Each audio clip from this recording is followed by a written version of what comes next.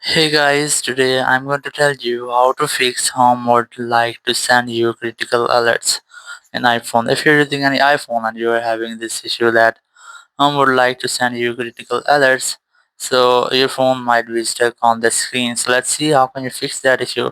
To fix that issue, you have to force restart your phone. To do that, you have to simply quickly press and release your volume up, then volume down, then press and hold your power button until your screen goes fully black. So let's see how can you do that. You have to press and release your volume up, volume down, then press and hold your power button until your screen goes fully black. So you just have to wait for that. It will take a while. And when the screen goes black, just wait for Apple logo here.